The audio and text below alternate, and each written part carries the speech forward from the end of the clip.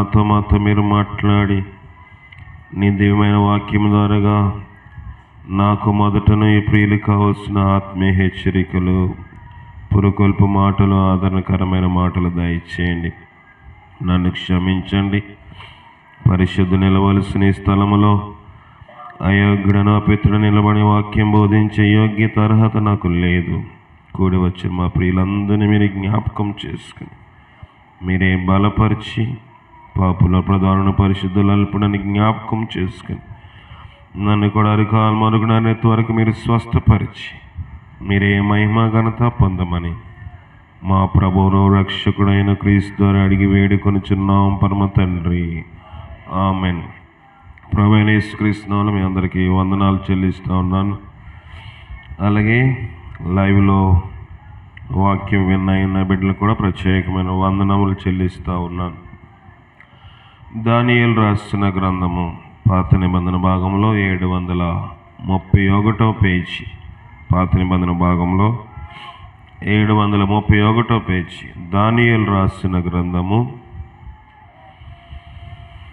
1వ అధ్యాయము, దానియేలు 1:3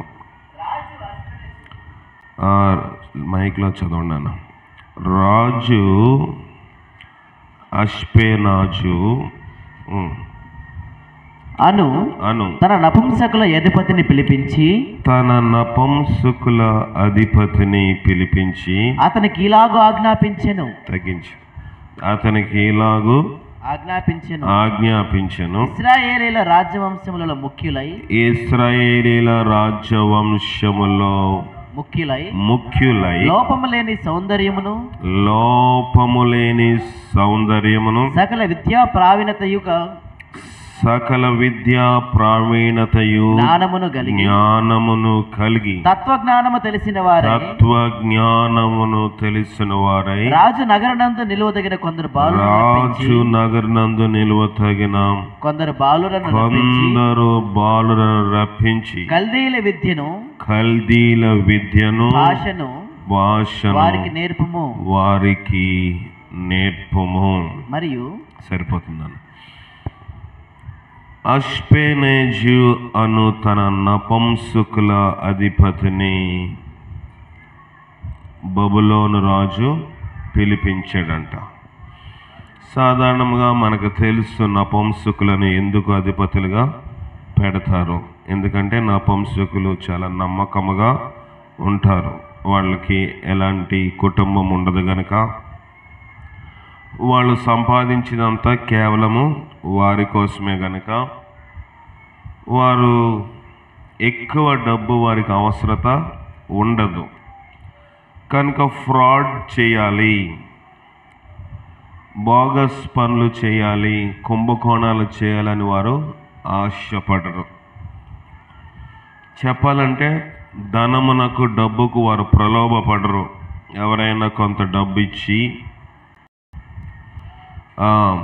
వాళ్ళని చంపేయండి, డబ్బు ఇచ్చి ఈ రాజులో నగరులో కోటలో ఉన్న గుట్టు చెప్పమన్న వాళ్ళు చెప్పరు.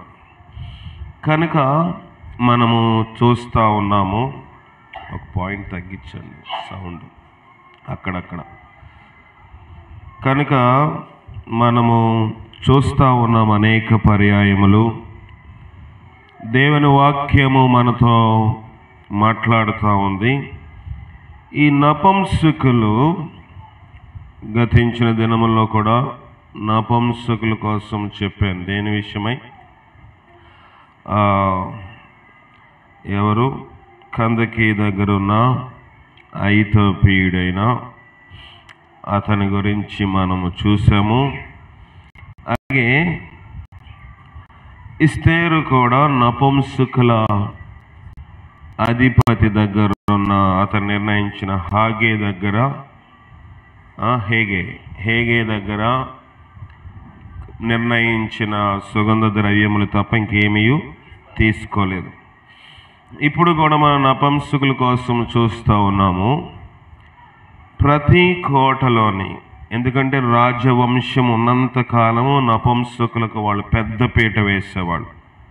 ఎంత పెద్ద పీట అంటే దాదాపుగా మంత్రులు కూడా నపుంసకులు ఉండేవారు. మనం నపుంసకులు చూస్తే అసహించుకుంటాము, పక్కకి వెళ్ళిపోతాం, నవ్వుకుంటాం. కానీ అనాది కాలంలో రాజులు వారికి పెద్దపీట వేశారు. బైబిల్లో కూడా వారు మార్పు చెందినట్లుగా మనం చూస్తున్నాము.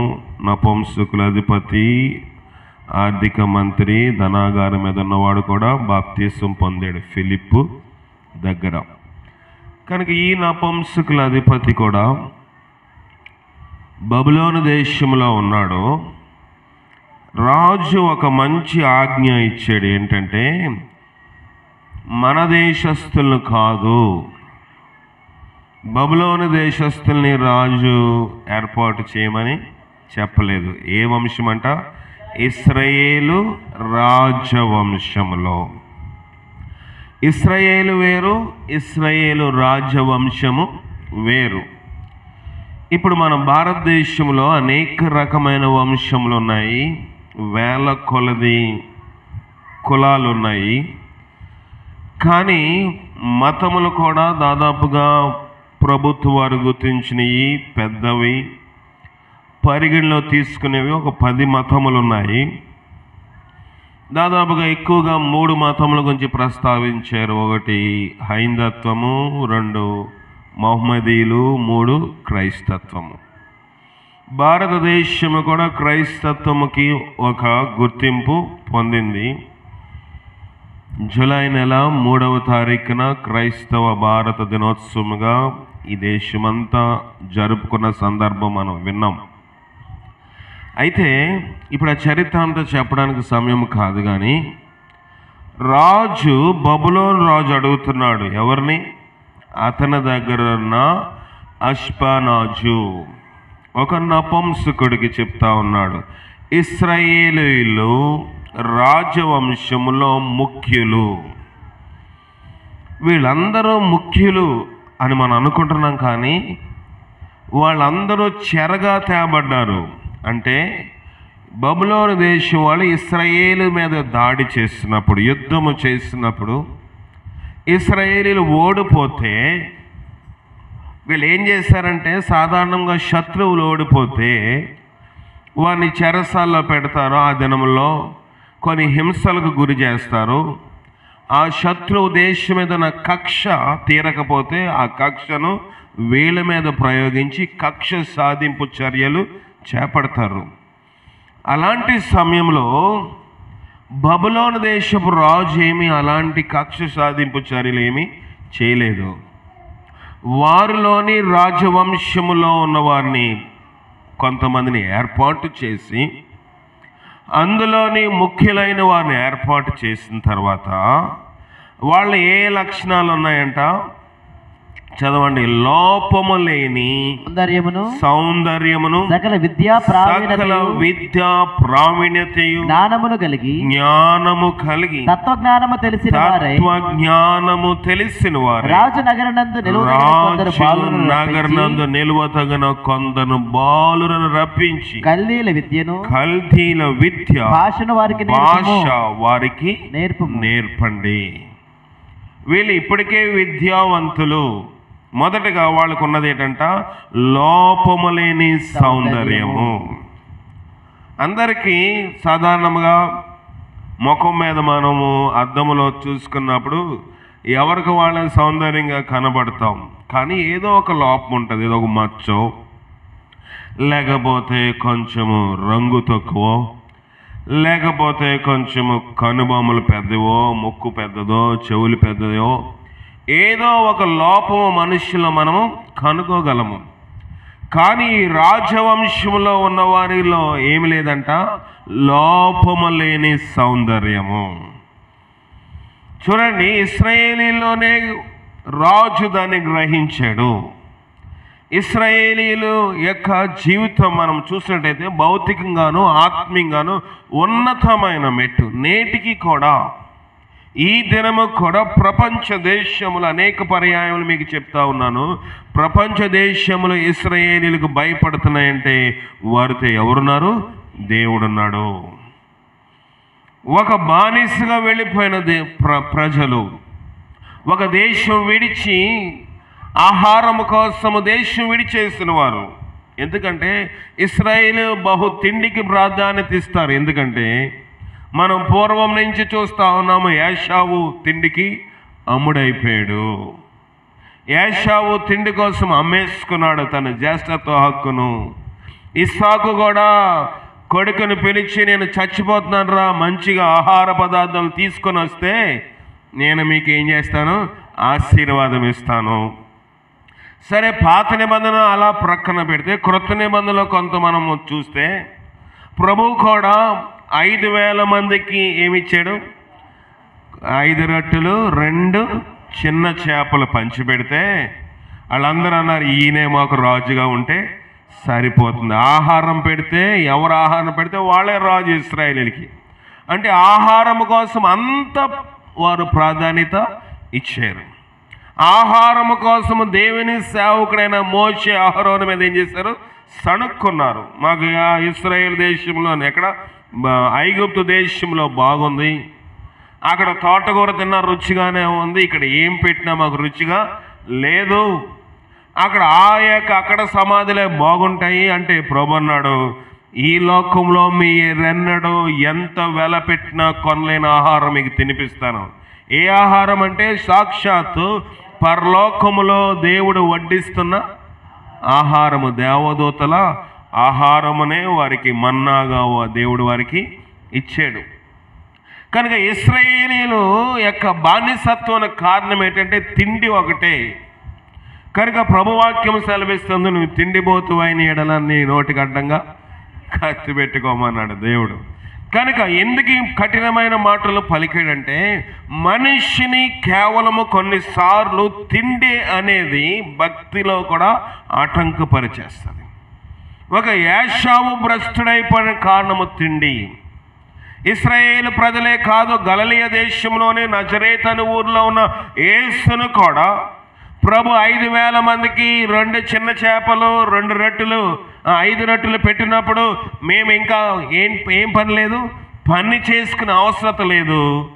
దేవుడు ఎలాగంటే భోజనం వస్తుంది, మేము బాగా కునికి నిద్రించిన ఈ వాక్యానికి, ఈ సభకి, ఈ యొక్క సందేశమునకు, ఈ కూటములకు, ఈ సభలకు వస్తే మాకు ఆహారము దొరుకుతుందని తిండి కోసము ఇశ్రాయేలు ప్రజలు యేసు ప్రభుని రాజుగా చేసుకోవాలంటే యేసు ప్రభు అందరిని విడిచి అరణ్యంలో ఒంటరిగా వెళ్ళిపోయాడు, కొండ దగ్గరికి వెళ్ళిపోయాడు, సముద్రంలోకి వెళ్ళిపోయాడు. ఇక్కడ మనం చూసినట్లయితే ఇశ్రాయేలు ప్రజలు బానిసలు అయిపోవడానికి కారణము తిండి. ఆ దేశంలో ఆహారము లేదు, ఆ దేశంలోని ధనధాన్యములు లేవు. ఇంకా మనము చూసినట్లయితే 2 మనుష్యులు, ఒక మనుష్యుడు తన భార్యను తన 2 కుమారులు వెంట పెట్టుకుని ఎక్కడి నుంచి అంట, యోదయ బెత్లెహేములో నుండి మోయాబు దేశమునకు కాపురం ఉండటానికే వెళ్ళిపోయాడు. గృహాన్నే మార్చేశాడు, ఇంటినే తీసుకుని వెళ్ళిపోయి ఎక్కడో మోయాబు దేశంలో పెట్టుకున్నాడు. కనుక అనేక మందిని మన బైబిల్లో పరిశీలన చేసినట్లయితే తిండి మీద వారు ఎక్కువ కేంద్రీకరించినట్లు లేఖనం మనకు స్పష్టంగా బయలుపరుస్తూ ఉంది. కనుక ఇశ్రాయేలు ప్రజలు యాకోబు ఇంటి వారు ఏం చేశారు? ఒకళ్ళ తర్వాత ఒకళ్ళు అక్కడ బాంద్రా ధాన్యం దొరుకుతుంది, డబ్బులున్నాయి, ఎక్కువ రోకలున్నాయి, నాణములున్నాయి, కనుక కొనుక్కుంటూ వస్తూ ఉంటూ అక్కడే సెటిల్ అయిపోయారు. ఎందుకంటే ఆ దినములో యోసేపును బట్టి అప్పుడు పరిపాలిస్తున్న ఫరో కూడా ఇశ్రాయేలీలకు మంచి భూములు ఇచ్చి మీరు ఉండండి ఇక్కడ అని వాళ్ళకి ఇస్తే దేశమును కూడా మర్చిపోయిన వారు ఎవరు? ఇశ్రాయేలీలు. కానీ అలాంటి ఇశ్రాయేలీలకు సౌకర్యంతో అలవాటు పడిపోయి, ఎంత అలవాటు పడిపోయారంటే వాళ్ళు వెట్టి చాకరీలు చేయిస్తున్నా అక్కడే ఉండటానికి ఇష్టపడ్డారు. కానీ ఐగుప్తు దేశం వదిలి ఇశ్రాయేల్ దేశం వెళ్ళడానికి ఇశ్రాయేలీలకి ఎవరికి ఇష్టం లేదు. కొన్నిసార్లు సైతాను మనం ఎంత లోతులోనికి తీసుకెళ్ళినా, ఎన్ని వెట్టి చాకరీలు చేయించినా, ఎన్ని నీచమైన పనులు చేయించినా, ఎన్ని ఇబ్బందులు పెట్టినా, ఆ ఇబ్బందుల్లో ఉండటానికైనా కొన్నిసార్లు మనం హృదయం అంగీకరిస్తుంది. కానీ ప్రభువా నాకు విడుదల దయచే, ప్రభువా విడుదల కోసము ప్రోకలాడుతున్నప్పుడు ఒక్కడే, ఎవరు? మోషే ఒక్కడే ప్రోకలాడుతున్నాడు. ఇశ్రాయేలు నా ప్రజలు ఈ యొక్క ఐగుప్తు యొక్క బంధకములో ఉండడానికి వీల్లేదు, వాళ్ళందరినీ తీసుకెళ్తాను. ఒకడు పళ్ళు నూమురుతాడు, ఒకడు పిడికిలు బిగిస్తాడు, ఇంకొకడు అంటాడు మాకు అక్కడే బాగుంది అంటాడు, ఇంకొకడు అంటాడు మోషే చచ్చిపోయాడు, ప్రార్థనకి వెళ్ళాడు మోషే 40 దినములు కొండ మీద ప్రభుత్వం మాట్లాడితే మోషే ఏమైపోయాడు మాకు తెలియదు, మాకు దేవత కావాలంటారు. ఈ రకమైన అన్ని రకమైన ప్రజలతో యాతన పడుతూ మోషే వాళ్ళ విడుదల మార్గములోకి నడిపించి తాను ఆ పరిచర్ని కొనసాగించలేకపోతే తన తర్వాత యెహోషువని ఏర్పాటు చేసి కాలేబుని ఏర్పాటు చేసి ఆ పరిచర్యను తుదముట్టేంత వరకు ఎక్సడస్ అంటే నిర్గమము విడుదల కోసము ప్రోకలాడిన వాడు మోషే. ఇప్పుడు మనం బబులోను సామ్రాజ్యంలో కూడా జరుగుతుంది అదే. బబులోను సామ్రాజ్యంలోనికి ఇశ్రాయేలు రాజవంశం వచ్చేసిందంటే వాళ్ళ సరైన ప్రార్థన లేకపోవడం వల్ల, సరైన విశ్వాసపు అడుగులు లేకపోవడం వల్ల, సరైన విశ్వాస మెట్టు లేకపోవడం వల్ల వస్తే ఆ దేశపు రాజు దాన్ని ఏం చేసుకున్నాడు? సద్వినియోగం చేసుకుంటున్నాడు. ఇశ్రాయేల్ దేశంలోని ఎవరికి ఇలాంటి ఏర్పాట్లు లేవు. అయ్యో మన దేశంలో సౌందర్యవంతమైన ప్రజలున్నారు, లోపము లేని సౌందర్యము గల సకల విద్య ప్రావీణ్యతయు జ్ఞానమును తత్వజ్ఞానమును తెలివిగల వారినై తెలిసిన వారై రాజనగరనందు నిలువదగిన కల్దీల విద్యను భాషను వారికి నేర్పించండి. ఇప్పుడు వాళ్ళకు ఉన్న విద్య ఉంది. ఏ విద్య అంట? తత్వము, థియాలజీ, ఫిలాసఫీ అంటాము. లేకపోతే ఫిలాసఫీ అంటే ఒక పిహెచ్డి డాక్టరేట్ అని పెట్టుకోవచ్చు. అంటే మందులకి జనాలకి వైద్యం చేసేవాడే డాక్టర్ కాదు. కొన్ని విద్యలు ఉంటాయి, ఆ విద్యను డాక్టరేట్ ఆ విద్యను అభ్యసిస్తే ఒక దాని మీద వాళ్ళ విద్యాభ్యాసం చేస్తే వాడిని కూడా డాక్టర్ అని పిలుస్తారు. కనుక వాళ్ళందరూ డాక్టరేట్లు చదివిన వాళ్ళు. అంటే దాదాపుగా తత్వవేత్తలు, ఫిలాసఫర్స్. అంటే మన దేశంలో మనం చెప్పాలంటే మనకి అందరికీ చిరకాలం పరిచయం ఉన్న వ్యక్తి అంబేద్కర్. ముందు ఏం పెడతారు? Doctor BR Ambedkar. అంటే ఆయన ఏం డాక్టర్ గారు కాదు, చెవులో స్టెథోస్కోప్ వేసుకునే డాక్టర్ కాదు. ఆయన ఫిలాసఫీ, తత్వమును, పరిజ్ఞానమును, విజ్ఞానమును చదివిన వాడు ఇతర దేశంలోకి వెళ్ళి అలాంటి విద్యాభ్యాసము చేసిన వాడు మన దేశమునకు రాజ్యాంగం రాయగలిగాడు. కనుక అలాంటి వారు ఈ దేశంలో మనం ఇప్పుడు చూస్తూ ఉన్నాం. కానీ బైబిల్ అనాది కాలమందులో డాక్టరేట్లు చేసిన వారిని గమనించాడు. ఎవరు? బబులోను దేశపు రాజు గమనించి వారికి ఏం చేయమన్నాడు? కల్దీలు విద్య అభ్యసింప చేయాలి, రెండోది భాష కూడా వాళ్ళకి నేర్పించమన్నారు. సరే, బాగానే ఉంది. ఈయన వాళ్ళందరినీ ఇన్ఛార్జ్ తీసుకున్నాడు అష్పెనాజు. కనుక ఏం చేశారంట? 5వ వచనము, మరియు రాజు తాను భుజించు ఆహారములో నుండి తాను పానము చేయు ద్రాక్ష రసములో నుండి అనుదిన భాగం వారికి నియమించి 3 సంవత్సరములు వారిని పోషించిన పిమ్మట వారిని రాజు ఎదుట నిలవబెట్టమని ఆజ్ఞ ఇచ్చెను. ఎన్ని సంవత్సరాలు అంట? 3 సంవత్సరాలు ట్రైనింగ్ వాళ్ళకి. ఏంటంట? కల్దీల విద్య నేర్చుకోవాలి, కల్దీల భాష నేర్చుకోవాలి. భాషతో పాటు వాళ్ళకి మంచి రాజు భుజించే భోజన పదార్థములు కూడా పెడతారు. కనుక పెట్టిన తర్వాత 3 సంవత్సరాలు అయిపోయిన తర్వాత ఈ బాలురందరినీ నా దగ్గరికి తీసుకొచ్చి నిలబెట్టుము, నేను ఇంటర్వ్యూ చేస్తానన్నాడు రాజు. 6వ వచనము, యూదుల్లో నుండి దానియేలు, హనన్య, మిషాయేలు, అజర్యా అను వారు వీరిలో నుండి నపుంసకుల అధిపతి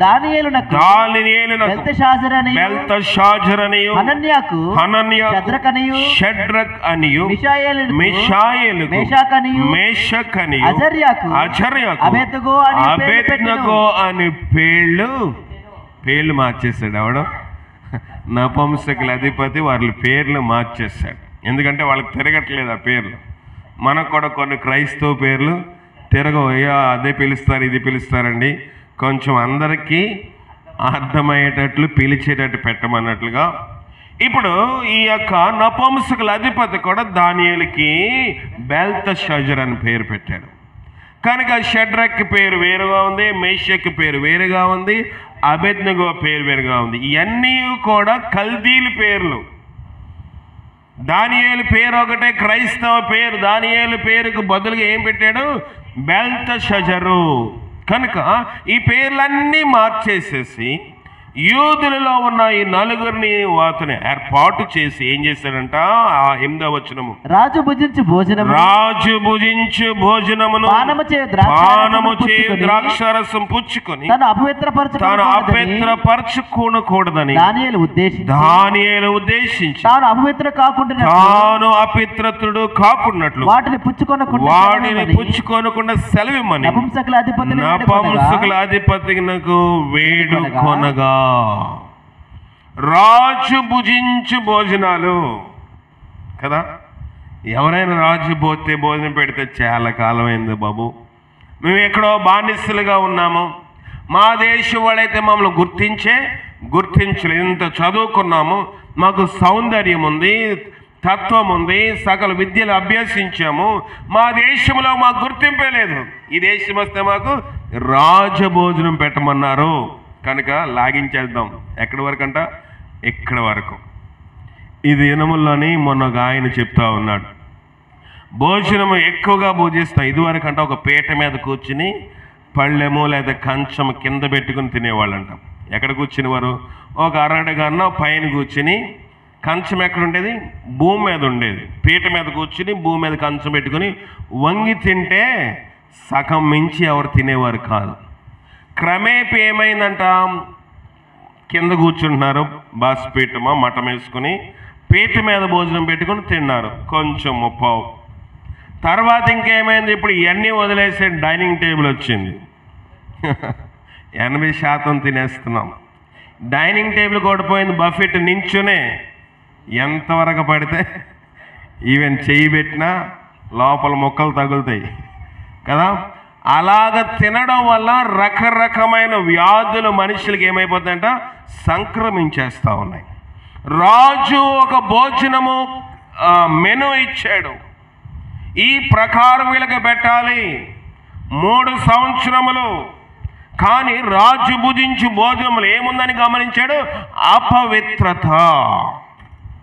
మనమైతే తప్పేముందండి? సాధారణంగా మిలిటరీలో అనేక మంది అధికారులు తెలిసిన వాళ్ళగా ఉంటారు. అయ్యా మాకు కొంచెం తక్కువకు వస్తుందండి. ఏంటండి? చుక్కలు తక్కువగా అమ్ముతారండి. ఏం చుక్క? బ్రాందీ, విస్కీ తక్కువగా అమ్ముతారు. ఎందుకయ్యా మీకు ఇలాగ అమ్ముతారంటే, మాకు కొంచెం ఉచితంగా ఇస్తారు, ఎందుకంటే మేము ఎన్నో దినములు కొన్నిసార్లు బూట్లకి ఉన్న లేసులు తాళ్ళు కూడా విప్పడానికి అవకాశం ఉండదు. కొన్ని ఉగ్రవాదులతో మేము పోరాడవలసి వచ్చినప్పుడు, కొంత సైన్యములో మేము కొన్ని క్లిష్టమైన ప్రాంతంలో యుద్ధము చేయవలసి వచ్చినప్పుడు మా బూట్ లేసులు కూడా ఇప్పడానికి అవకాశం ఉండదు. అలాగే కూర్చునే కొన్నిసార్లు నిద్రపోతూ ఉంటాము. ఆ ఒళ్ళు నొప్పులకి ఏం చేస్తారు? ప్రభుత్వ వారు మాకు ఈ మత్తు మందులు ఇస్తారు, కనుక అది మేము పుచ్చుకుంటామండి. మేము కొంతమంది త్యాగలు అంత తీసుకోలేం కనుక ఇంటికి తీసుకోసమని ఇది ఖచ్చితంగా నిక్కర్చైన సరుకండి. ఇది నిక్కర్చైన సరుకండి, ఎలాంటి కల్తీ లేని సరుకండి. కనుక అందరూ చాలామంది మిలిటరీ వాళ్ళు వస్తే వాళ్ళ దగ్గర కొనుక్కోవడానికి వెళ్తూ ఉంటారు. కనుక వాటి మీద వారికి మమకారం ఉంది కనుక చాలామంది దేవుని బిడ్డలు వాటిని పుచ్చుకోరు కనుక ఎవరికొకరికి వాటిని ఉచితంగా ఇచ్చేస్తూ ఉంటారు. ఇక్కడ కల్దీ దేశంలో ఉన్న దానియేలు కూడా రాజు ఒక మెను ఏమి తినాలని ఫిక్స్ చేస్తే అందులో కొన్ని పదార్థములు అన్నాడు, ఇవి అపవిత్రమైనవి గనుక నాకు ఒక చిన్న అమెండ్మెంట్ కావాలంటే కొంత సవరించాలి నా మెను. నాకు కొంచెం ఇది తినకుండా రాజుగారి దగ్గర పర్మిషన్ తెమ్మంటే ఏమన్నాడు చదవండి. దేవుడు నపుంసకుల అధిపతి దృష్టికి దానియేలునకు కృపా కటాక్షమును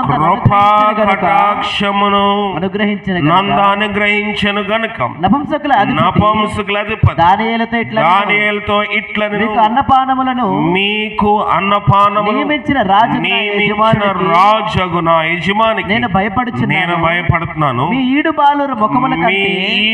బాలురు ముఖముల కంటే మీ ముఖములు కృషించినట్లు ఆయనకు కనబడనేలా. అట్లయితే మీరు రాజు చేత నాకు ప్రాణాపాయము కలుగు చేతురు. నపుంసకుల అధిపతి దానియేలు హనన్యా మిషాయేలు అజర్యాను వారి మీద నియమించిన నియామకముతో దానియేలు ఇట్లా నేను భోజనమునకు శాఖ ధాన్యములను పానమునకు నీళ్లను నీ దాసులమగు మాకు ఇప్పించు. దయచేసి 10 దినముల వరకు మమ్మలను పరీక్షించుము. పిమ్మట మా ముఖములను రాజు నియమించిన భోజనము భుజించు బాలుర ముఖములు చూచి నీకు తోచినట్టుగా నీ దాసులమైన మా ఎడల జరిగింపుము.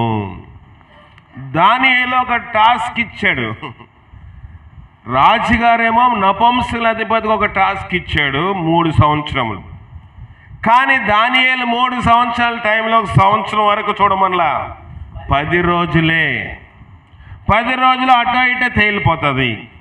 మా తోటి వారి ముఖముల కంటే మా ముఖములు ప్రకాశిస్తే మేము అడిగిన ఆహార పదార్థంలే మాకు ఇవ్వండి. శాకాహారమే, మేము మాంసాహారము తినము. మాకు బ్రాందీ, విస్కీ, ద్రాక్షరసము, రమ్ము, జిమ్ము ఏమేమి వద్దు. మేమేం తింటాము? కేవలము పానీయము, నీళ్లు మాత్రమే తాగుతాము. ఎన్ని రోజులు? 10 రోజులు చూడండి. 10 రోజుల్లో వాళ్ళ ముఖాలు బాగుంటే వాళ్ళకు పెట్టే ఆహారమే మాకు కూడా మీరు పెట్టవచ్చు. ఇంక మీరు ఏదన్నా చేయొచ్చు. దానికి మేము ఖచ్చితంగా మీ మాటకు లోబడి ఉంటాము. అంతకుముందు నపుంసకుల అధిపతి అన్నాడు, నీవంటే నాకు ఇష్టమే బాబు, నువ్వు ఆ మాట బాగా వింటావు. మా ఊరోళ్ళు, మా ప్రజలు నా మాట వినడం లేదు. నీ ఎడల నా కటాక్షం ఉంది, కానీ నేను నీ ఎడలు ఎలాగ చేస్తే నా ఉద్యోగం పోద్ది, నా ప్రాణము కూడా హాని జరుగుతుంది. దయచేసి గమనించమంటే దానియేలు నపుంసకుల అధిపతి దగ్గరికి నుంచి వచ్చేసి ఎవరి దగ్గరికి వెళ్ళాడు? వాళ్ళ 4 మీద నియమించిన ఆ మనిషిని దగ్గరికి వెళ్ళాడు. సరే, చెప్పిన ప్రకారము ఆ యొక్క అధిపతి కూడా విన్నాడు. విన్న తర్వాత అందుకు ఈ విషయంలో అతడు ఈ విషయంలో వారి మాటకు సమ్మతించి 10 దినముల వరకు వారికి పరీక్షించెను. 10 దినముల పరీక్ష దేని విషయంలో? ఆహారం విషయంలోని. అందరికీ మంచిగా మాంసము, ఉదయకాలము మంచిగా దోశలో చికెన్ పెడుతున్నారేమో కదా, మంచిగా మధ్యాహ్నము మాంసము, సాయంకాలం మాంసము, మళ్ళీ మధ్యాహ్నం 3 గంటలు 4 గంటలు స్నాక్స్, మాంసము, ద్రాక్షారసము తినడం, పడుకోవడం. ఎందుకంటే బొగ్గలు బాగా పెరగాలి కదా, గ్లామర్ రావాలంటే. అక్కడ ముఖము గురించి చెప్తున్నాడు. మా ముఖములో ప్రకాశించాలి. మా ముఖములో ప్రకాశించాలి అంటే మేము బాగా తిని తాగి పడుకోవాలి. కానీ మేము ఏం తింటాము? శాకాహారమే తింటాం. 10 రోజులు మీకు టైం తీసుకోండి. కనుక 10 రోజులు అలాగ జరిగిన పిమ్మట రాజు వారికి నియమించిన భోజనం 10 దినములైన పిమ్మట వారి ముఖములు రాజు భోజనం భుజించు బాలురందరి ముఖముల కంటే కళగాను కనబడను. పరీక్షలో పాస్ అయ్యారా? ఫెయిల్ అయిపోయారా? పాస్ అయిపోయారు. ఫెయిల్ అవ్వలేదు. ఎందుకంటే ఇశ్రాయేలులోని రాజవంశములో అటువంటి వారు, రాజులైన యాజక సమూహములో నుంచి పిలువబడిన వంశములో యోధా గోత్రములో పుట్టిన వారు వీళ్ళు ఎవరికి దాదాపుగా లొంగరు, లోబడరు దేవునికి తప్ప. యూదులు నిష్ఠాగరిష్ఠులు. అంటే యోధుల యొక్క సాంప్రదాయం నేటికి ఏంటంటే దేవునికి తప్ప ఎవరికి సాష్టాంగ నమస్కారము చేయరు. మొద్దుకే అక్కడే షుషాను కోటలో ఉన్నప్పుడు అందరికీ సాష్టాంగ నమస్కారం చేయమని అందరికీ కాదు, అందరినీ సాష్టాంగ నమస్కారం చేయమని మొద్దికై ఉన్న శూషాను కోటలో హామాను చట్టము చేస్తే మొద్దికై వంగకయు నమస్కరింపకయు ఉండెను. వంగలేదు. మనము ఒక 1000 రూపాయలు ఎవరిస్తే ఎంత కింద కొంగిపోవాలో అందుకే దేవునికి కూడా అంత లోబడం, మనం దేవునికి కూడా అంత భయపడము. ఇంకేదనంటే ముష్కరులైన అధికారులు లోబడమన్నా కదా వాక్యం పెట్టేస్తాం కదా. మనకు అనుకూలం అంత వాక్యం చూసేస్తాం. మనకు అనుకూలం లేనిది దేవుడు అలా కూడా చెప్పేళ్ళు, ఇలా కూడా చేసేళ్ళు అని మనకు అనుకూలంగా చూసుకుంటాం. కానీ దానియేలు వంగటం లేదు. మొద్దికై కూడా షుషాను కోటలోని వంగకయు నమస్కరింపకయు ఉండెను. ఆ యొక్క చిన్న పని వలన, అతడు చేసిన చిన్న దేవుని కోసం నిలబడిన దాన్ని బట్టి యోధా ప్రజలందరికీ ఒక మరణదండము రాజు ముద్రించి స్టాంపు వేసాడు. మనం అనుకోవచ్చు, ఎందుకండి అంత ప్రమాదకరమైన పనులు చేయాలా? ఇప్పుడు ఒక నమస్కారం పెడితే ఏమైపోయింది? అధికారే కదా. సాష్టాంగ పడితే ఏమైపోయింది? అధికారే కదా. అంత మాత్రాన మనకు లోబడిపోతున్నామా? అంత మాత్రాన దేవునికి మన హృదయంలో స్థనము లేదా అనుకుంటాము. కానీ క్రియలు లేని విశ్వాసము మృతము. క్రియలు ఉండాలి. భక్తి అంటే ఎవరికి వంగకయు నమస్కారము చేయకి ఉన్నవాడు దేవునికి తప్ప. ఇక్కడ ఒక అధికారంలో ఉన్నవారు సాక్షాత్తు వారు బానిసలుగా చెరగా వచ్చిన వారికి ఒక మంచి అవకాశం దొరికింది. ఏంటి అవకాశం అంటే వారిని ఉన్నతమైన మెట్లో పెట్టాలని, రాజ్యంలో మంచి పదవులు ఇవ్వాలని రాజు చూస్తూ ఉంటే వీళ్ళు బ్రతిమలాడుతూ ఉన్నారు. 10 రోజులైన తర్వాత వాళ్ళ ముఖముల కంటే వీళ్ళ ముఖములు ఎలా ఉన్నాయంట? సౌందర్యముగాను కళగా కనబడతా ఉన్న. తర్వాత రాజు వారికి నియమించిన భోజనమును పానము కొరకైన ద్రాక్షారసమును ఆ నియామకుడు తీసివేసి వారికి శాఖాధాన్యాలను ఇచ్చెను. ఈ నలుగురు బాలుర సంగతి ఏమనగా దేవుడు వారికి జ్ఞానమును సకల శాస్త్ర ప్రావీణ్యతయు వివేచనయు అనుగ్రహించెను. మరియు దానియేలు సకల విధములకు దర్శనములను స్వప్న భావములను గ్రహించి తెలివి గలవాడై ఉండెను. రాజు నెబుకద్నెజరు తన సముఖమునకు వారు నలుగురిని తేవాలని ఆజ్ఞ ఇచ్చి నియమించిన దినముల కాగానే నపుంసకుల అధిపతి రాజు సముఖమున వారిని నిలబెట్టెను. రాజు నిలబెట్టిన వారితో మాట్లాడగా వారందరిలో దానియేలు, హనన్యా, మిషాయేలు, అజర్యా వంటి వారు ఎవరను కనబడలేదు. అందరం నేను నలుగురు అనుకున్నాను, కానీ దానియేలు కాకుండా ఇంకా మిగతా ఇశ్రాయేలు ప్రజలకి యోధా వంశంలోని రాజవంశంలో వారందరూ నిలబెట్టారు. వాళ్ళందరూ ఒక దేశం వాళ్ళ కదా, ఇశ్రాయేల్ దేశం. వాళ్ళందరూ ఏ వంశము? రాజవంశం. వాళ్ళందరూ ముఖములు కూడా సౌందర్యము. వాళ్ళందరూ కూడా ఫిలాసఫీ చేశారు, తత్వజ్ఞానము గలవారు. ఇలాంటి జ్ఞానము గలవారికి రోజు పలపుల్ల ఇచ్చి బలపం ఇచ్చి ఏ భాష నేర్చుకున్నారంటే వాళ్ళు కల్దీల భాష నేర్చుకున్నారు. రెండవది విద్య కూడా, అక్కడ ఉన్న డిగ్రీలన్నీ సంపాదించారు. దీంతో పాటు ఆహార నియమాలు కూడా అలవాటు చేసుకున్నారు. కానీ వీళ్ళు నలుగురు ఎవరికి భయపడలేదు. రాజు ఇచ్చిన మెనూను మార్చిన వాళ్ళు. రాజు ఒక ఆహార పదార్థాలు తీసేశారు. శాకాహారం అంటే ధాన్యములు, పప్పులు అవి ఇవి తిన్నారు. ద్రాక్షారసం మొదలు నీళ్లు త్రాగారు. అందరూ ఒకరి తర్వాత ఒకరు లైన్లో నించుంటే జిమ్ చేసినవాడు, ఇంకేం చేసినవాడు, మంచిగా ఎక్సర్సైజ్ చేసినవాడు, ఆహారం తిన్నవాడు, పైకి కిందకి లేచిన వాళ్ళు అందరి ముఖములు ప్రకాశంగా లేవు. వీళ్ళ నలుగురు ముఖాలు ప్రకాశంగా ఉన్నాయి. వీళ్ళ నలుగురు ముఖములతో ఎవరికి పోటీ లేదండి. అప్పుడు రాజు ఏమన్నాడు చూద్దాం. 20వ అంటే వారు ఎవరునూ కనబడలేదు గనుక వారే రాజు సముఖమున నిలిచిరి.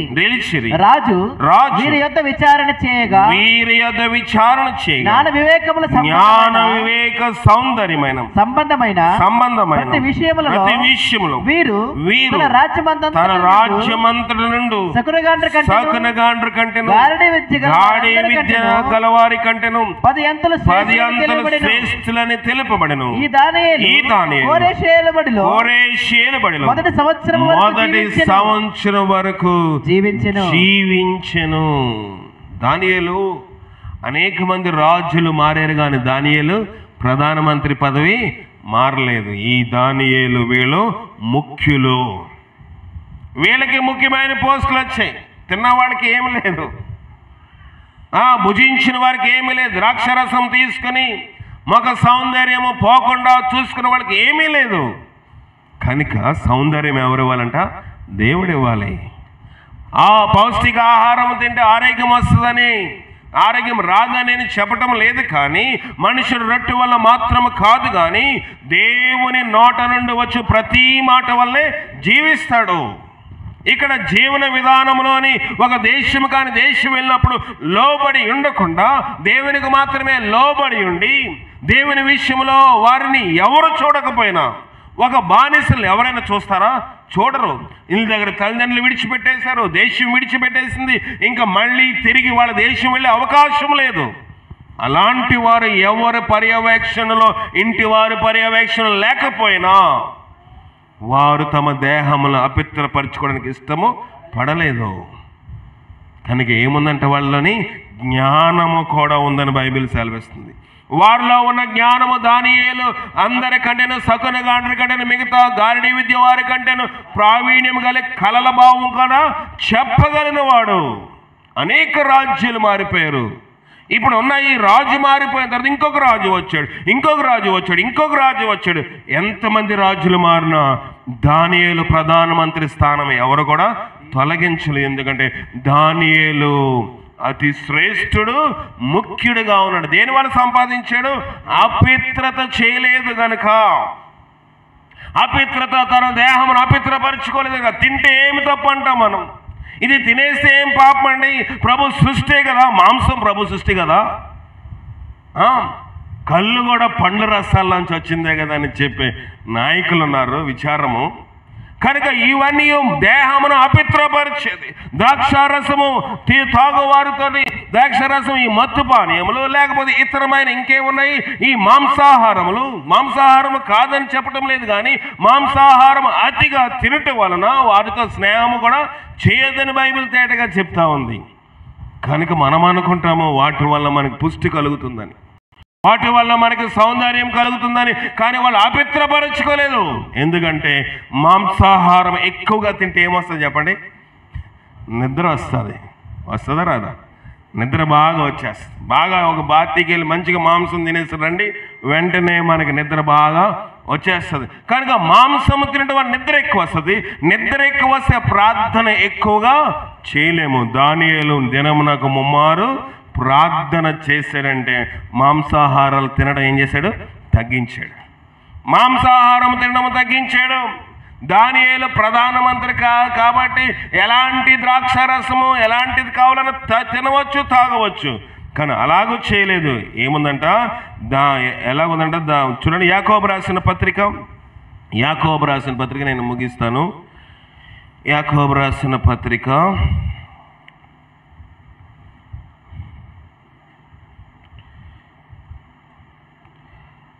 1వ అధ్యాయము 5వ వచనము. మీలో ఎవరికైనాను జ్ఞానము కొదువుగా ఉంటే అతడు దేవుని అడుగవలెను. కొదువు అంటే ఏంటి? తక్కువగా ఉంటే. కొదువు అంటే మీ భాషలోని తాకట్టు పెట్టడం కదా. కొదువా ఇది ఒకటేనా? కొదువా? ఓకే సరే. కొదువు అంటే తక్కువ ఉన్న ఎడల దేవుని అతడు దేవుని అడగవలెను, అప్పుడు అది అతనికి దేవుడు ఇస్తాడంట. ఆయన ఎవరిని గద్దెంపుగా సరిపోదు. దేవుడు జ్ఞానం అడిగితే అంగడికి పోతే ఒక 1/2 కేజీ జ్ఞానం కట్టమంటే ఎవరైనా కడతారా? చెప్పండి. కొనుక్కోవాలంటే ఎవరన్నా కొనేసుకుంటారు. జ్ఞానము కావాలంటే ఎవరు అడగాలంట? దేవుణ్ణి అడగాలి. అప్పుడు దేవుడు ఏం చేస్తాడంట? ఇన్స్టాల్మెంట్లో ఇస్తాడంట. నెలకింత, రోజుకింత. ఏమంటున్నాడు? చదవండి, అక్కడ చదవండి. అడుగువలను, అప్పుడు అది అతనికి అనుగ్రహించబడును. ఆయన ఎవరిని గద్దింపక అందరికి ధారాళముగా ఇస్తాడు జ్ఞానము. జ్ఞానము కొదువుగా ఉంటే దేవుణ్ణి అడగాలి. దేవుణ్ణి అడిగితే ఆయన ఎవరిని గద్ది, ప్రభువా నాకు జ్ఞానము దయచేయి. సొలొమోను ఏమడిగాడు? ప్రభువా నాకు జ్ఞానము దయచేయి ప్రభువా. చదువుకోవడానికే కాదు జ్ఞానము. ఇంట్లో భార్యతో సంసారం చేయాలన్నా ఏం కావాలి? జ్ఞానం కావాలి. ఎందుకంటే భార్య ఏంటంట? చెప్పండి, భార్య ఏంటి బైబిల్ ప్రకారం? బలహీనం ఏం కాదండి, ఎముకలోంచి వచ్చింది కాబట్టి గట్టిది. మనుషుడు ఎక్కడి నుంచి వచ్చాడు? మట్టిలోంచి వచ్చాడు కనుక బలహీనమైన ఘట్టమే. కానీ మట్టిలో నుంచి మానవుడు వచ్చాడు కనుక, పురుషుడు మట్టిలో నుంచి వచ్చాడు కనుక, స్త్రీ ఎందులోంచి వచ్చింది? ఎముకలోంచి వచ్చింది. ఎముక గట్టిదా, మట్టి గట్టిదా? మట్టి, అక్కడ గట్టి కదా. కనుక భార్యలకు గట్టితనం ఎక్కువగా ఉంటుంది. కొంచెం ఏడిస్తే మట్టి ఏమైపోతుంది? కరిగిపోతుంది. అవునా కదా? కరగరండి అనుకుంటారు కదా మీరు. కొంచెం భార్య ఎంత హడావిడి చేసినా, భార్య కొన్ని 2-3 కన్నీళ్ళు చుక్కలు కారిస్తే భర్త కరుగుతాడా, కరగడా? ఇప్పుడు ప్రార్థన చేస్తుంది మన సహోదరి హవీల, నా భర్త నాకు అన్నీ చేస్తున్నారని. దేనివల్ల? గట్టా మట్టా? మట్టి కాబట్టే కదా. మట్టి కాబట్టే చేస్తున్నారు. కానీ స్త్రీలు గట్టిగా ఉంటారు. స్త్రీలు కొన్ని నిర్ణయాలు తీసుకున్నప్పుడు వారిని త్వరగా మనం ఏమీ చేయలేము. కనుక ఇక్కడ ఏమవుతా ఉందంటే, జోసెఫ్ చూస్తా ఉన్నాను గట్టా మట్టా, నా పరిస్థితి ఎలాగుందరా బాబు అని ఆలోచిస్తూ ఉన్నాడు. కనుక మనం గట్టా మట్టా అనేది ప్రాముఖ్యము కాదు, కానీ జ్ఞానము కొదువుగా ఉంటే ఒక సంసారం చేయడానికనే దేవుడు ఇస్తాడు. ఒక ఆఫీసులో ఉద్యోగం చేయడాన్న జ్ఞానం కావాలి. ఒక పనిపాట్లో చేతులతో చేయాలన్న జ్ఞానము కావాలి. ఇంకా దేని విషయంలో అయినా మనకి జ్ఞానము కొదువుగా ఉంటే ఎవరిని అడగాలంట? దేవుణ్ణి అడగాలి. సొలొమోను జ్ఞానము సంపాదించాడు. 2వ దినవృత్తాంతములు 9వ అధ్యాయం 22వ వచనము. 2వ దినవృత్తాంతములు 9వ అధ్యాయం 22 చదవండి. 2వ దినవృత్తాంతములు 9:22. రాజైన సొలొమోను భూరాజులందరికంటేను, ఎవరంట? ఈ దేశము ఆ దేశము కాదు, భూరాజులందరికంటేను ఐశ్వర్యమందును జ్ఞానమందును అధికుడాయను దేవుడు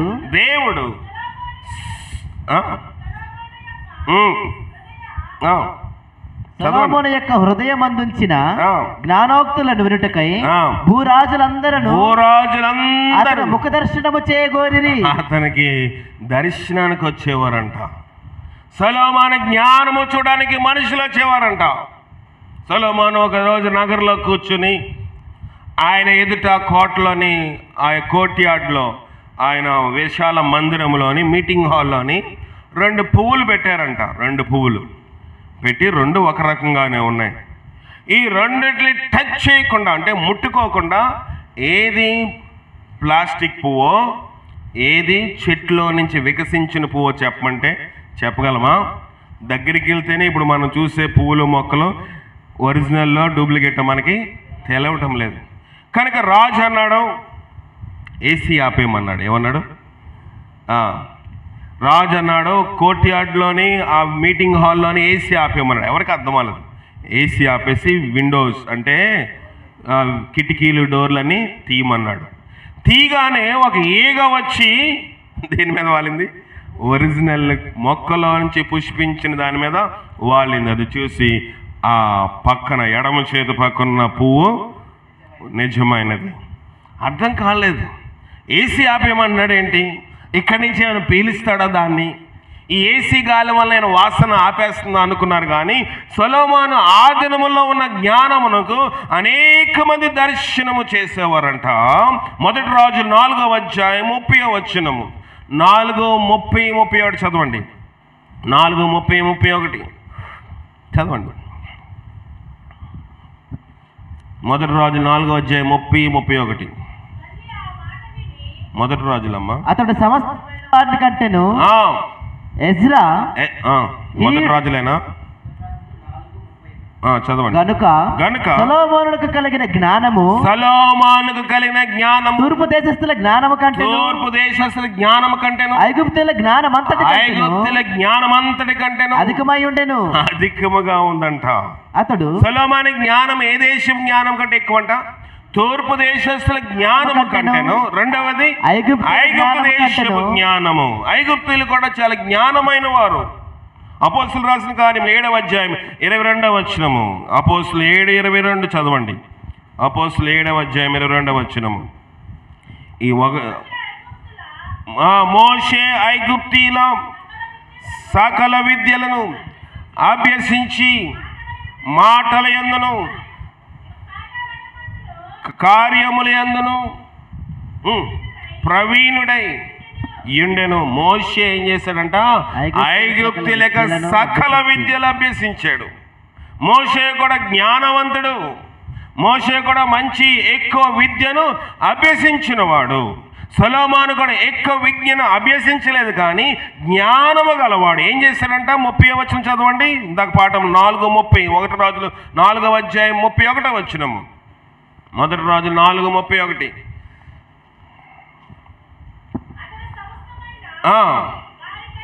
వారికంటేను ఏతాను కంటెను మహోలు కుమారులైన హేమాను కల్కోలు ఎర్తాను వారి కంటెను జ్ఞానవంతుడై ఉండెను గనుక అతని కీర్తి చుట్టూనున్న జనములన్నిటిలో వ్యాపితమాయెను. అతడు 3000 సామెతలు చెప్పాడు. 3000 సామెతలు చెప్పాడంట. 1005 కీర్తనలు రాశాడు. మరియు లెబానోనులో ఉండు దేవదారు వృక్షమును గాని గోడలో మొలుచు హిస్సోపు మొక్కనే గాని మొక్కలన్నిటిని గూర్చి అతడు వ్రాసెను. మరియు మృగములు పక్షులు ప్రాకు జంతువులు జలచరములు అను వాటినన్నిటిని గూర్చి అతడు రాశాడు. సైన్స్ కి మూలకర్త ఎవరు? సొలొమోను. ఇప్పుడు మనం బాటనీ, జువాలజీ, పక్షుల కోసము లేకపోతే బాటనీలోని మొక్కల కోసం చదువుతున్నాం, కానీ ఆ దినములో గోడలో మొలుచు హిస్సోపు మొక్క గురించి కూడా అతడు రాశాడు. సైన్స్ కి మూలకర్త సొలొమోను రాజు. ఆయన 3000 సామెతలు 1005 కీర్తనలు అంటే పాటలు రాశాడు. అలాంటి వాడు దేవుని దగ్గర అడిగాడు, నాకు జ్ఞానము కొదువుగా ఉంది కనుక నా జ్ఞానము దయచే. అంత ఇచ్చాడంట, ధారాళముగా ఇచ్చాడు. లోకములో ఆయన కీర్తి ప్రసిద్ధి కాంచింది. ఎలాంటి జ్ఞానం అంటే తూర్పు దేశ జ్ఞానుల కంటేను ఇంకెవరి జ్ఞానం అంట? ఐగుప్తు దేశపు జ్ఞానం కంటేను. తూర్పు దేశపు జ్ఞానుల కోసం క్రిస్మస్ లో వింటూ ఉంటాము. తూర్పు దేశపు జ్ఞానులు, ఇదిగో తూర్పు దిక్కున మేము ఆయన నక్షత్రమును చూచి ఆయనను పూజింపవచ్చితిమి. ఆరా నక్షత్రమును చూచి అత్యానందభరితుల ఇంట్లోనికి వెళ్ళి తల్లి అయిన మరియను శిశువును చూచి వారు పెట్టెలు విప్పి బంగారము సామ్రాణి బోళము కానుకలుగా సమర్పించిరి. ఎక్కడి నుంచి వచ్చారు వాళ్ళు? ఆ దేశం వాళ్ళ కాదు, ఏదో తూర్పు దేశం నుంచి బయలుదేరిపోయారు. ఎవరు? జ్ఞానులు. తూర్పు దేశం జ్ఞానులు. మన స్టార్స్ నక్షత్రములు చూస్తే అన్ని ఒకేలా కనపడతాయి, కానీ వాళ్ళ జ్ఞానం బట్టి చూస్తే అన్ని నక్షత్రములు డిఫరెంట్గా వేరువేరుగా కనబడతాయి. వారు ఆ నక్షత్రమును చూసినప్పుడు ఇదిగో ఎవడో ఒక శక పురుషుడు, ఒక యుగ పురుషుడు, ఒక అద్భుతమైన వ్యక్తి ఈ లోకంలో ఎన్నడూ పుట్టినట్టు వాడు పుట్టాడు. ఈ నక్షత్రమే దానికి కారణము. చూసిన వారికి అర్థం కావట్లేదు. ఎరా నక్షత్రాలు ఒకలాగా ఉన్నాయి. 3 నక్షత్రాలను ఏమంటారు మీరు? లైన్గా ఉంటాయి కదా 3 నక్షత్రాలు. 3 నక్షత్రాలు 1, 2, 3 ఒకే దగ్గర ఉంటాయి. మా ఊర్లో గొల్లోడు కావడంట. కనుక ఆ రీతిగా ఈ నక్షత్రములన్నీ ఒకే రీతిగా ఉన్నాయి. ఈ యొక్క విధానము, ఈ యొక్క చుక్కలు మనం అన్ని చూస్తే కొన్ని వేల కోట్ల కిలోమీటర్ల దూరంలో ఉంటాయి చుక్కలు. అట్లు చూసి జ్ఞానమును బట్టి ఏం చేశారు? బంగారము బోండము సామ్రాలు పట్టుకున్నారు, బయలుదేరిపోయారు. ఎక్కడో నక్షత్రమును చూసి బయలుదేరి దాదాపుగా 2 సంవత్సరాలు ప్రయాణమయ్యాయి. ఎక్కడికి వచ్చారు? చేరవలసిన గమ్యస్థానం చేరారు. తీరా చూస్తే ఆ మనుషుడు యోదయ దేశంలోనే ఉంటాడని తెలుసుకున్నారు, కానీ రాజనగర్లో ఉంటారని తెలుసుకున్నారు. కానీ తల్లి అయిన మరియను ఎక్కడ చూశారు? శిశువును ఇంట్లో చూశారు. వారు ఆ నక్షత్రమును చూసి ఆనందపడిపోయారు. అలాంటి జ్ఞానుల కంటేను, చుక్కల సైన్సిస్టుల కంటేను, చుక్కలు ఇప్పుడు చాలామంది చుక్కల్లోకి వెళ్ళిపోయి, విశ్వంలోకి వెళ్ళిపోయి, భూగోళంలోనికి వెళ్ళిపోయి, పైకి వెళ్ళిపోయి, చంద్రమండలంలోకి వెళ్ళిపోతున్నా. ఇప్పుడు నాసా అది ఇది అని చెప్తున్నాం. కానీ ఆ దినములో అలాంటి జ్ఞానుల కంటేను సొలొమోను జ్ఞానవంతుడు. సొలొమోను జ్ఞానవంతుడు. ఎక్కడ నేర్చుకున్నాడు జ్ఞానము? దేవుని దగ్గర నేర్చుకున్నాడు. ఆయన తన వాక్కును పంపి వారిని బాగు చేశాను. దేవుని వాక్యమును పంపించి నేను బాగు చేస్తా ఉన్నాడు. మన వాక్యము మనం చదవము, సరిగా చదువుతామా వాక్యము? ఒక ఆయన కానీ ఇంట్లో మిక్సీ పాడైపోయిందన్న. మిక్సీ అంటే ఏంటి? మిక్సీ అంటే ఏంటి? పప్పు రుబ్బుకునేది. పాడైపోతే పాపం ఆయన హడవిడవుతా ఉన్నాడు. అయ్యా మిక్సీ పాడైపోయింది, ఎలాగా? మొన్నే కొన్నాము, అప్పుడే పాడైపోయింది, మంచి కంపెనీ కాదేమో అనుకుంటాడు. ఎవరు? ఈ మిక్సీ కొనుక్కున్న ఆయన భార్య ఎలాగ చెప్పాలో చెప్పలేక మొత్తానికి చెప్తే భార్య 2 చీవాట్లు పెట్టి ఈ భర్త అనుకుంటున్నాడు ఈమె సరిగా వాడడం రాదు, అప్పుడే పాడు చేసిందని బాధపడుతుంటే ఈలోపు తన స్నేహితుడు వచ్చాడు. స్నేహితుడు వస్తే, అయ్యా ఏదో మీకు ఏదైనా కనీసం మంచిగా ఏదైనా వడలు మంచి ఇడ్లీ అన్న పెడదాం అనుకున్నాము, కానీ మిక్సీ పాడైపోయిందండి. మొన్నే కొన్నాము, మంచి కంపెనీ అన్నాడు షాప్ అయినా, దాన్ని బట్టి దీన్ని కొని ఇంట్లో పెట్టుకున్నాము, తిరగట్లేదంటే ఆయన అన్నాడు తీసుకురండి అన్నాడు. నీకేం వచ్చి నువ్వే మెకానిక్వా అన్నాడు. ఎవరో? ఆ ఇంటి వాడు. మెకానిక్గా తీసుకురండి అన్నాడు. తీసుకొచ్చి మిక్సీని తిరగేసాడు. కింద ఒక రెడ్ బటన్ దాన్ని గట్టిగా ప్రెస్ చేసాడు. ప్రెస్ చేసి ఒకటి పెట్టండి అన్నాడు.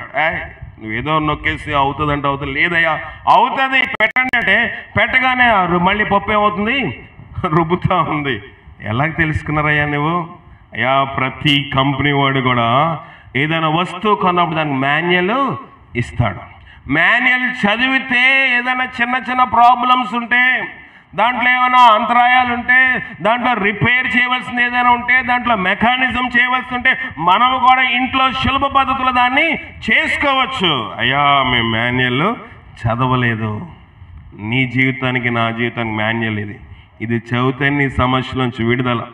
నాకు చదువు లేదండి, టైం లేదంటే కాదు, చదువున్నా లేకపోయినా ప్రతి జీవితంలో వచ్చే సమస్యకు ముందే దేవుడు గుర్తించి ఈ మాన్యువల్ మన కోసం రాశాడు.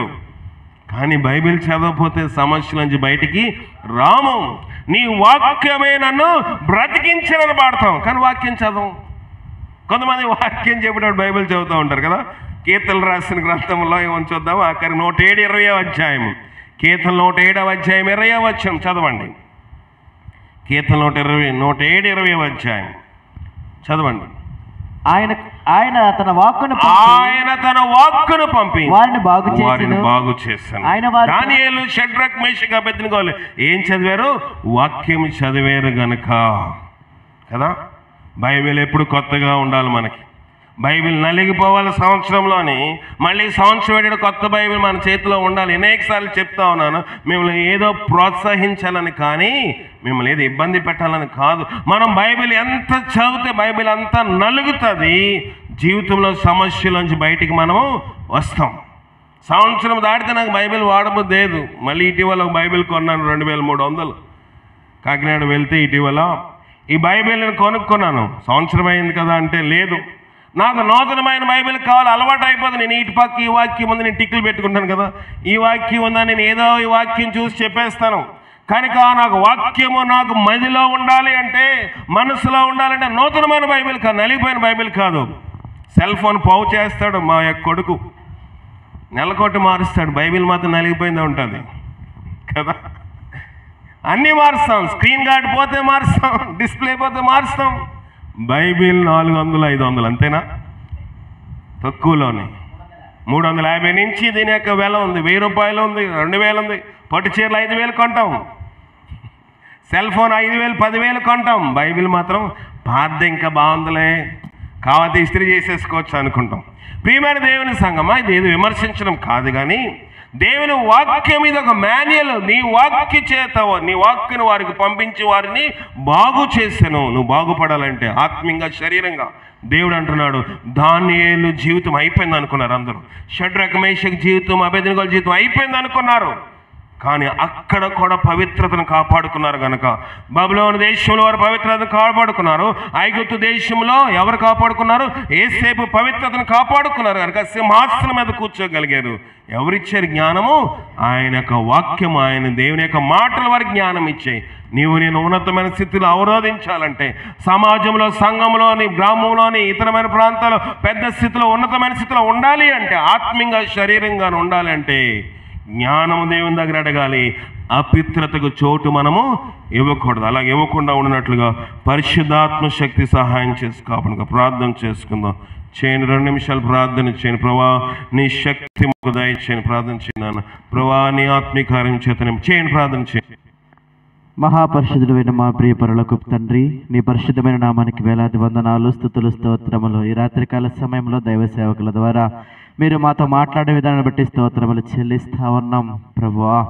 అయా నిజమే, దానియేలైతే ప్రభువా అయా యొక్క రాజనగరికి తీసుకుపోయినప్పుడు అయా ఇదిగో నా తండ్రి, వారు ఇచ్చినటువంటి ఆహారములు అపవిత్రత ఉన్నదని ఎరిగి వారి యొక్క శరీరములు ఎక్కడ అపవిత్రపరచుకోకూడదని ప్రభువా నీ తట్టు నిలబడి అయా నీకు సాక్షిగా నిలబడి నా ప్రభువా అయా ఇదిగో నా తండ్రి, శాకాహారం తీసుకున్నప్పటికీ నా ప్రభువా అయా మాంసాహారం తీసుకున్న వారి కంటే అయా సౌందర్యముగా కళగా కనబడి ఉన్నారు నా ప్రభువా. అయా మేమైతే నా తండ్రి లోకంలో ఆహారం కోసం లొంగిపోతా ఉన్నామేమో. అయా ఇదిగో నా తండ్రి, ఏషావు కోల్పోయిన రీతిగా అయా ఇదిగో నా తండ్రి జ్యేష్ఠత్వాన్ని కోల్పోతా ఉన్నామేమో ప్రభువా. ఈ రాత్రికాల సమయంలో మాతో మీరు మాట్లాడి ఉన్నారు దేవా. ఇదిగో నా తండ్రి, జ్ఞానము మాకు కొదువుగా ఉన్నది. మేము అడిగి నేర్చుకుని నా ప్రభువా మీ దగ్గర మేము ధారాళముగా పొందే గొప్ప భాగ్యాన్ని దయచేయండి. అయా జ్ఞానము కొదువుగా ఉంటే దేవుని అడిగమని చెప్తా ఉన్నావు తండ్రి. అయా మేమైతే లోకంలో ఉండే మనుషులను అడిగే వారముగా ఉంటా ఉన్నాం, లోకంలో ఉండే వారిని ప్రాధాన్యత ఇచ్చే వారముగా ఉంటా ఉన్నాం ప్రభువా.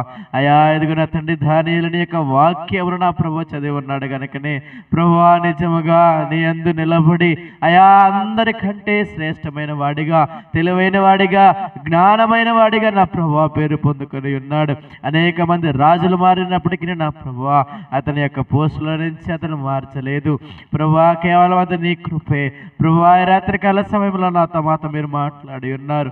ఐగుప్తు దేశంలో నా ప్రభువా అయా యేసేపు తన సాక్ష్యాన్ని కాపాడుకొని ఉన్నాడు.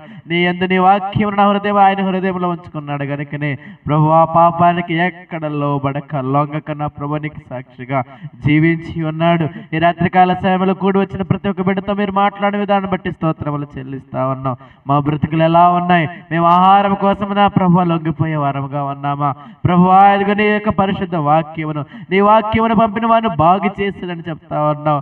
నీ వాక్యము నాకు ఓ ప్రభువా నా హృదయంలో ఉంచుకుని గొప్ప భాగ్యాన్ని దయచేయండి. మేము నా ప్రభు నీ పరిశుద్ధుల గ్రంథంలో నుంచి వాక్యమును చదివి అయా మా యొక్క హృదయంలో ఉంచుకొని మేము కూడా బాగుపడే గొప్ప భాగ్యాన్ని మాకు దయచేయండి. నీ వాక్యము నా ప్రభువా పాదములకు దీపము, మా త్రోవలకు వెలుగైనదని చెప్తా ఉన్నావు ప్రభువా. అయా మా యొక్క ఆయా ప్రయాణం అంతటిలో నీ వాక్యం ఉన్నట్లయితే అది వెలుగుగా ఉంటా ఉంటుంది. మా పాపముల చేత దాన్ని చీకటిగా చేసుకుంటా ఉన్నాం ప్రభువా. మమ్మల్ని క్షమించండి ప్రభువా. చీకటినే పాపమును మీరు తీసివేసి నీ వాక్యమనే వెలుగును మాకు దయచేయమని ప్రార్థిస్తా ఉన్నాం ప్రభువా. నేను కూడా నా ప్రభు నీ వాక్యాన్ని హృదయంలో ఉంచుకొని వెలుగులో నడిచే గొప్ప భాగ్యాన్ని మాకు దయచేయమని ప్రార్థిస్తా ఉన్నాం దేవా. ఇదిగో నా తండ్రి, వారు నీ మీద ఆనుకున్నారు కనుకనే అయా రాజ్యుల సహితము నా ప్రభువా సాక్ష్యం చెప్పగలిగి ఉన్నారు. నేను ఎలా ఉన్నాను, మేము ఎలా ఉన్నాం ప్రభువా? సంఘములోనే సంఘస్థులే సాక్ష్యం చెప్పలేని వారుగా ఉన్నారేమో ప్రభువా. మొదట నా బ్రతుకును మార్చండి, మా బ్రతుకును మార్చండి ప్రభువా. అయా నేను నమ్మకస్తునిగా ఉండే గొప్ప భాగ్యాన్ని దయచేయండి. నీకు సాక్షిగా జీవించే గొప్ప భాగ్యాన్ని దయచేయండి. ఇది నా ప్రభువా లోకంలో డబ్బు ఉంటే రాదు అయా, ఇదిగో నా తండ్రి సంపద ఉంటే రాదు, గొప్ప పేరుంటే రాదు, కానీ కేవలం నేను ఆనుకని జీవించి నీ బైబిల్ చదివి నా ప్రభువా నీ వాక్యానుసారంగా నడుచుకున్నప్పుడు నేను సాక్ష్యాన్ని పొందగలుగుతాను. అటువంటి సాక్ష్యం పొందే గొప్ప భాగ్యాన్ని నాకు దయచేయండి. ఈ రాత్రికాల సమయంలో దైవ సేవకుల ద్వారా మీరు మాతో మాట్లాడే విధానం బట్టి స్తోత్రములు దేవా. అయా ఎక్కడి వాక్యాన్ని నా ప్రభువా అయా మేము విడిచిపెట్టే వారముగా కాకుండా మా హృదయంలో ఉంచుకుని గొప్ప భాగ్యాన్ని మాకు దయచేయండి. ఇంకా దైవ సేవకులు మీ సిలువ చాటును మరుగుపరిచి మీ యొక్క నోటిగా మీ యొక్క బోరుగా వాడుకొని ఈ రాత్రికాల సమయంలో నా ప్రభువా మాదందరితో మీరే మాట్లాడిన విధానాన్ని బట్టి స్తోత్రములు చెల్లిస్తూ రేపటి దినమున కూడా జరగబోయే ఆరాధన మీ చేతులకు అప్పగిస్తూ మా యేసే పరిశుద్ధ నామములో ప్రార్థన చేసి అడిగి వేడుకొంచున్నాం తండ్రి. ఆమేన్. పరమ తండ్రి అయిన దేవుని యొక్క ప్రేమ, కుమారుడైన యేసుక్రీస్తు వారికి కృప, పరిశుద్ధాత్మిక నిన్ను సావాసం ఇప్పుడు ఎల్లప్పుడు సదా మనకి తోడే నడిపించి కాపాడని గాక. ఆమేన్. అందరికీ వందనాలు. దయచేసి వినండి. ఏదైనా మరి